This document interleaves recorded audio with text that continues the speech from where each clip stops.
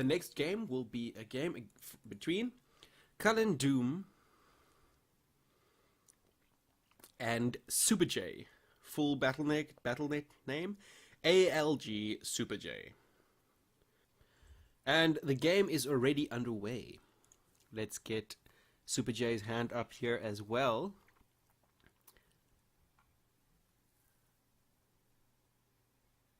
Alright, how do I get...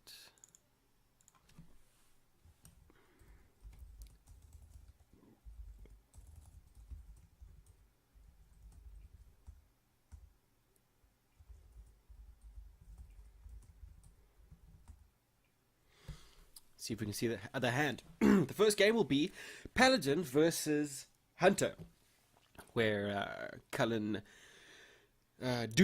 will be playing his Murloc Paladin against I can so far assume a Beast Hunter on the side of SupaJ. So far, the two beasts on the field I would think it's a Beast deck at least. CullenDoom down to 25, and SupaJ has the board with that ever so strong Scavenging Hyena. Safe to say this is a Beast deck. This is a Beast Hunter. CullenDoom, he has had quite a comeback from a tricky situation previously in his previous games. Let's see if he can do the same this time. Just testing something out quickly. If we... Right. Okay, that is working. SupaJ, what does he have in his hand? He's got Smuggler's Crates to buff, hopefully, that kindly grandmother in his hand, which would be great, or the 2/6 Stegodon with Taunt, both being beasts.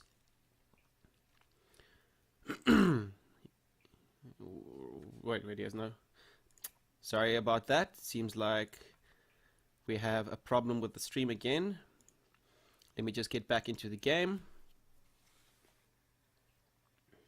I think it's safe to say he did play that Smuggler's Crate since he was hovering over it, and then in his next turn played the Stegodon, which is on the field now. Wasn't buffed, so that would mean that the kindly grandmother was buffed.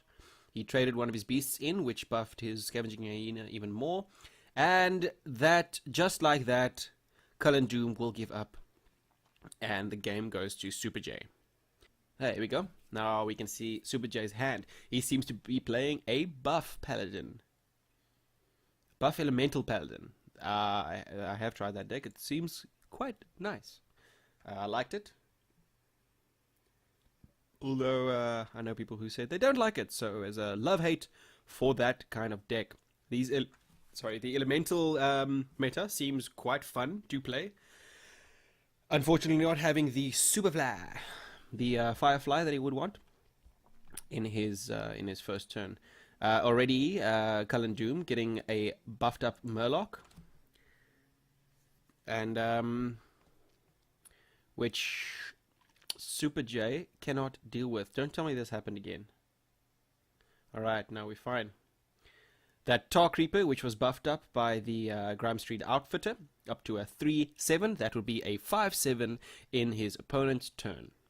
And an elemental being played, so the next turn he can play his 12-year Stone Shaper, which will then have Divine Shield as well. A full cost 5/7 with Taunt and Divine Shield is pretty damn strong. Getting a Bluegill Warrior on the field, which would be a 2/4, buffing up that Murloc Tidecaller as well, and he's going to decide to adapt it. What will he adapt it to? A 1/1 is probably the best choice here, or Poisonous. That works. Not having to trade anything else into it. Going face, since he's not very scared, it seems, of that Grime Street Outfitter. Now getting the 5/7 with... Oh, that is not nice. 5/7 Taunt with Divine Shield. Not looking good. I would not be happy right now if I was CullenDoom. Will he decide to, yes, give some HP to that Murloc War Leader, or perhaps decide to adapt it into a Divine Shield? shield? Your guess is as good as mine. He will end up doing neither of that and just dropping down a guy. Most likely wanting to get that Divine Shield off of that Stone Shaper. SupaJ in return deciding not to take the Murloc War Leader off of the field, which he most likely will be doing now, since that card can be quite dangerous. On SupaJ's side, further buffing his hand, he has gotten very lucky with all of his buff cards, drawing them early in the game, and even now getting Terrain Fordring in his hand, which will be buffed twice, then to a 10-10 with Divine Shield. That is very scary. Quick congratulations to Iron Horse for getting a 9-win arena streak. That is no small feat. And SupaJ, yes, trading into that War Leader. Not looking good for CullenDoom at all. Even with that Gentle Megasaur, maybe he will try to adapt his stealthy card here. What is it called again? Finja. Perhaps he will decide to adapt Finja twice. Instead, trying to fill the board before he gets that Gentle Megasaur on the field, in order to get the most value out of that adaptation. No attacks will go through this turn, giving it over to SupaJ.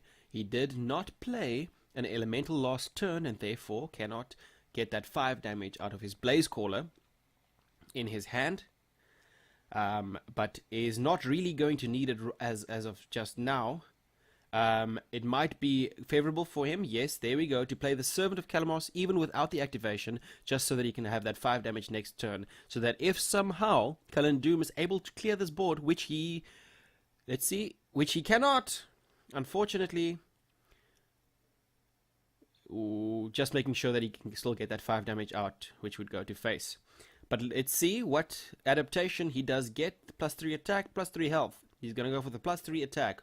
All of his Murlocs getting very strong, and he will also adapt that one, making it poisonous. Definitely getting that kill, not going off, only getting one card out of the deck, which is not the Murloc War Leader, which I am sure he wanted.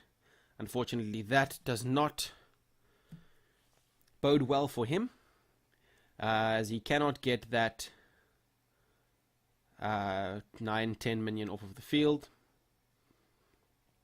Just too low. And even if he had done that, SupaJ can drop that Blaze Caller down to do that 5 damage to his face. CullenDoom will decide to give up, and that is another win to SupaJ at 2-0 in favor of SupaJ. He's going to try his Murloc Shaman against a Elemental Shaman, it looks like. Let's see which one of these two decks are stronger. Of course, it is up to which player draws the better cards. As is Hearthstone, RNG is real. Is a Golem an Elemental? And does it count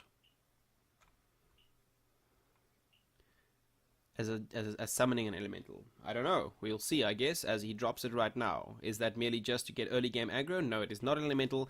He just wants to get that on the field, it seems.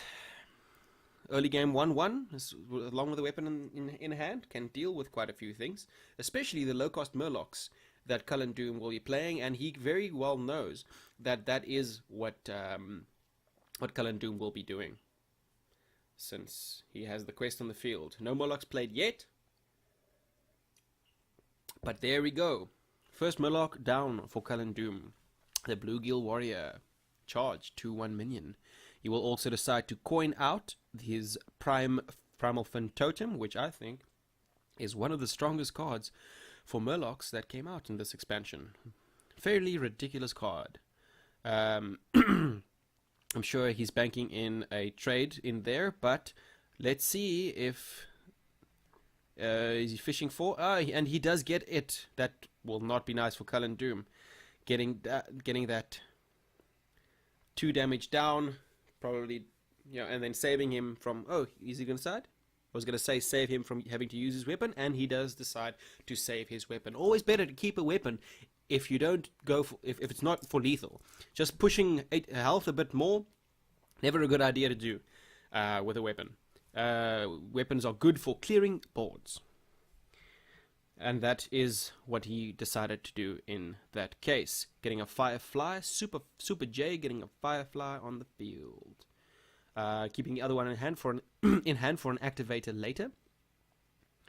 That imp that he has on the field there, obviously getting spawned out of the Maelstrom portal, is extremely strong.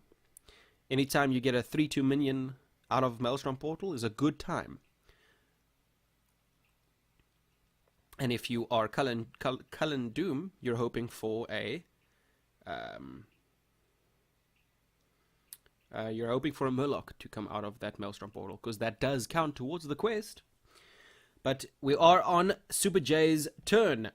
Having played that Firefly the previous round, he can now activate his Servant of Kalamos and discover a elemental. He will decide to get the Stone Sentinel, which summons 2 taunt minions next to him, am I correct, as an activator for playing an elemental the previous turn. 2/3, 2 taunt.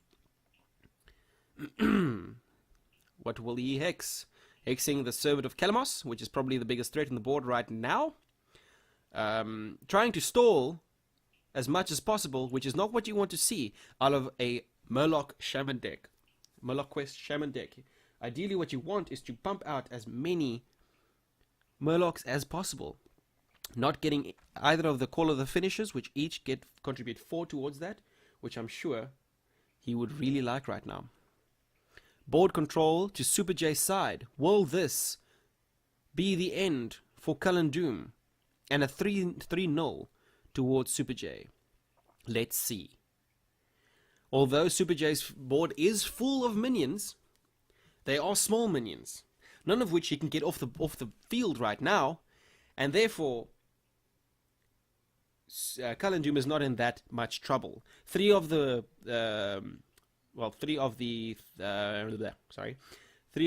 minions on the board for SupaJ are totems with 0 attack, so they can't get anywhere, can't do much. But the Warlock leaders are down. 2, 5, 4 Murloc war leaders contributing to that quest, backing each other up. And with that, SupaJ has no way, from his board at least, to deal with those 2 cards, although he will throw down that Lightning Storm. Let's see, does it do 4 damage to the war leaders? No, it does 3 to both, but he can trade 2 minions into it if he decides to do 2. Okay, he's gonna throw that elemental damage down and not trade his